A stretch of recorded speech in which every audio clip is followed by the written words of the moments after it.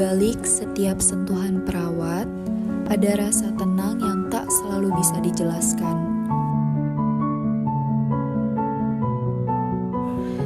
Di saat seseorang berada pada kondisi paling lemah, perawat hadir sebagai penopang. Bukan hanya merawat, tetapi membantu setiap langkah kecil menuju pemulihan.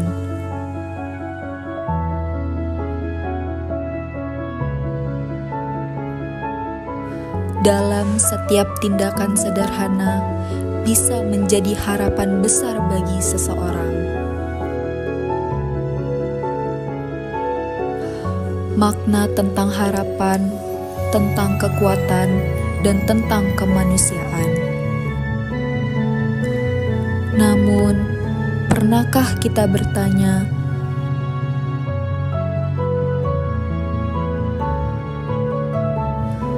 apa sebenarnya tujuan utama seorang perawat?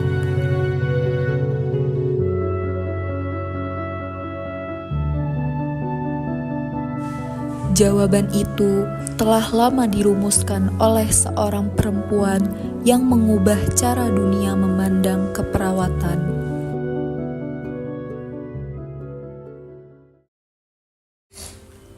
Ia adalah Virginia Henderson, salah satu tokoh paling berpengaruh dalam dunia keperawatan. Ia hidup di masa ketika praktik keperawatan masih sangat terbatas dan belum memiliki standar yang jelas. Namun, dari keterbatasan itulah muncul pemikiran besar yang mengubah arah keperawatan. Perjalanannya sebagai perawat membawanya pada satu pemikiran penting. Melalui pengamatan dan pengalaman, Henderson mulai merumuskan peran sejati seorang perawat.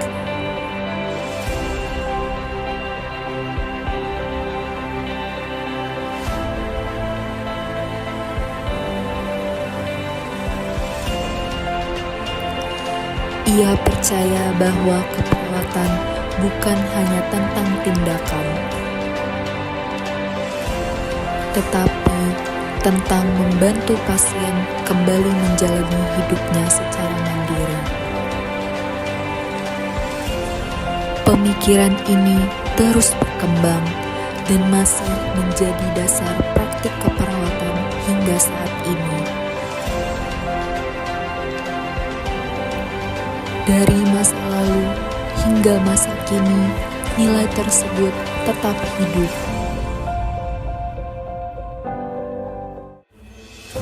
Lalu, bagaimana sebenarnya konsep yang ia kembangkan dalam membantu pasien menjadi mandiri?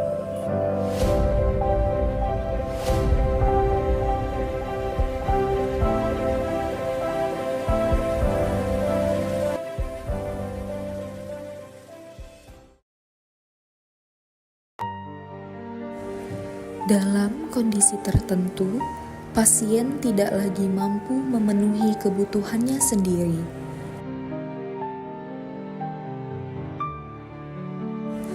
Hal ini menjadi perhatian utama Virginia Henderson dalam merumuskan peran perawat.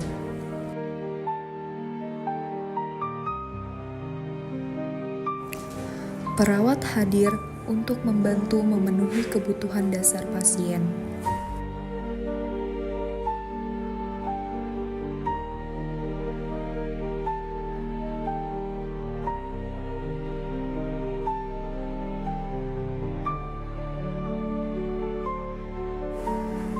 Bukan untuk membuat pasien bergantung, tetapi agar pasien bisa melakukan semuanya sendiri.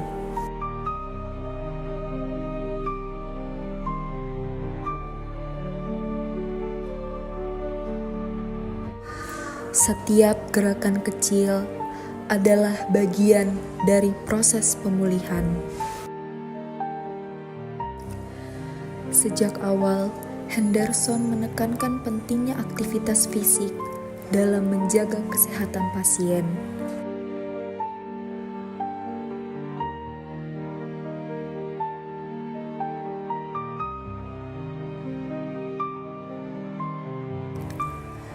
Ketika tubuh melemah, perawat menjadi kekuatan yang dipinjamkan.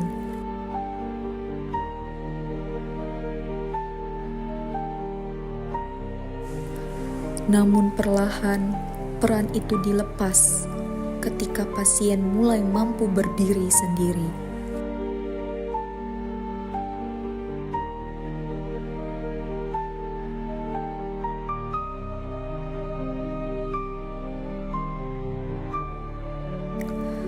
Kebutuhan dasar lainnya adalah menjaga kebersihan diri.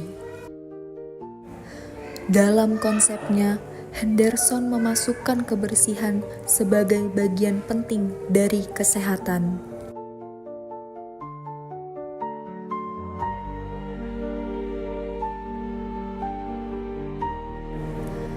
Bayangkan jika hal sesederhana seperti mencuci tangan pun tak mampu kita lakukan sendiri.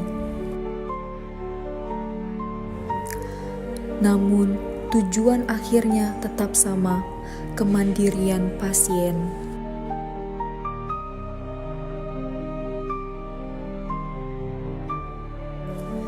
Istirahat menjadi bagian penting dalam proses penyembuhan.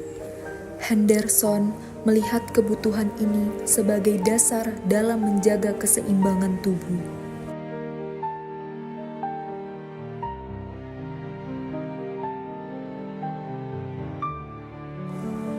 Perawat memastikan kondisi pasien tetap nyaman dan aman.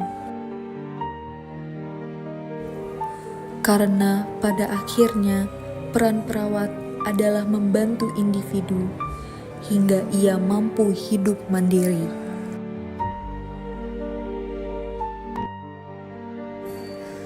Dari kebutuhan-kebutuhan sederhana inilah muncul sebuah pemikiran besar dalam dunia keperawatan. Melalui pengamatan dan pengalamannya, Virginia Henderson merumuskan 14 kebutuhan dasar manusia.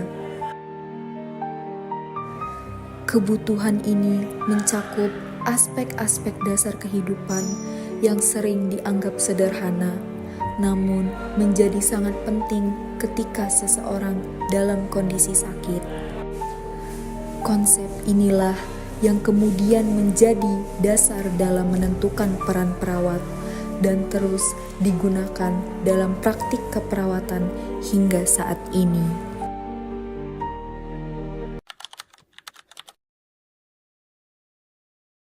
Seorang perawat profesional secara mandiri harus bisa berperan untuk melindungi pasien. Ya, jadi yang membantu atau mengedukasi. Ya, kalau kita melihat apa yang disampaikan oleh Virginia Henderson dalam kebutuhan fisik itu yang harus sudah bisa dilakukan oleh perawat secara mandiri tanpa menunggu kolaborasi dari profesi lain.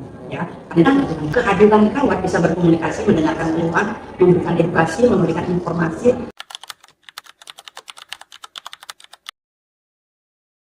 Yang seperti ini banyak yang ditemui ya.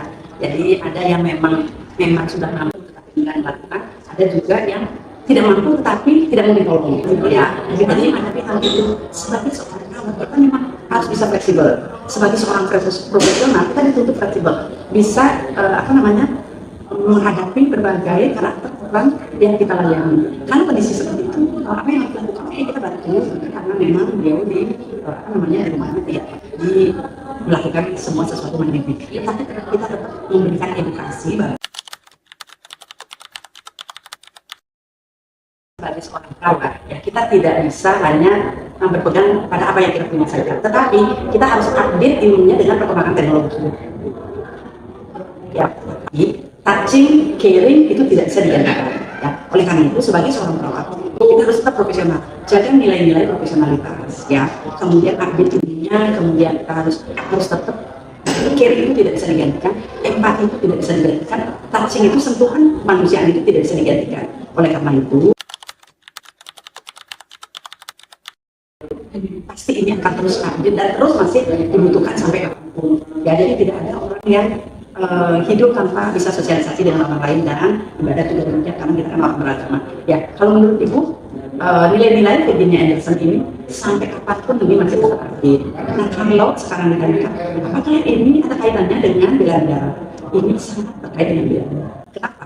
Satu, di dalam bela negara ini menekankan kita satu, orang Indonesia itu harus sehat secara fisik, mental, dan sosial. Supaya kita bisa membela negara. Di bidang apa kita membela negara? Bela negara itu bukan hanya di bidang persenjataan, bukan perang saja, tetapi membela negara itu sesuai profesi.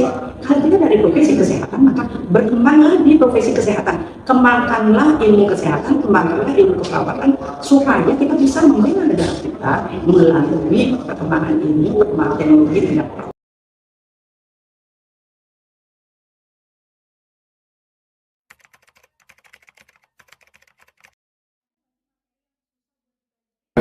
pasti ada kayak sebenarnya tuh 14 kebutuhan dasar dari teori itu tuh juga susah dilakukan karena banyak ya.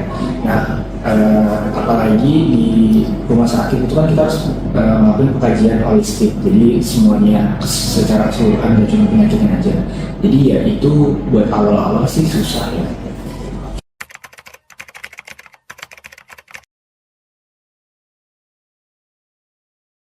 Kalau buat di lingkungan kampus itu yang pertama kita harus kerja sama-sama teman, terus juga harus tanggung jawab sama tugas, sama saling menghormati aja sih. Kalau misalnya di rumah sakit berarti kita harus sadar ngadepin pasien, tulus, sama satu lagi ya tanggung jawab sama tugas di rumah sakit.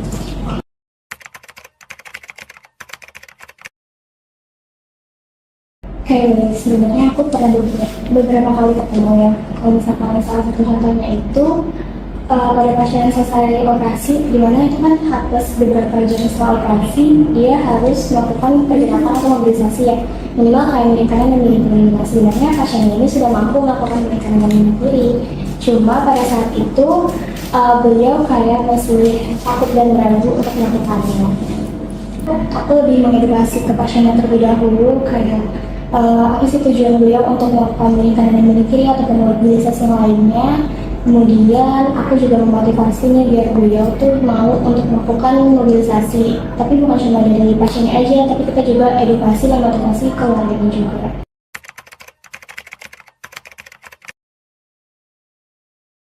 Aku cukup menginspirasi ya, karena Virginia Anderson ini kan bukan cuma kita merencanakan suatu tindakan dengan kita, tapi gimana sih cara kita sebagai perawat nantinya itu bisa membantu pasien agar mandiri melakukan tindakan-tindakan dan kegiatan sehari-harinya nanti, agar nantinya pasiennya itu bisa lebih produktif dan mandiri setelah keluar dari rumah sakit.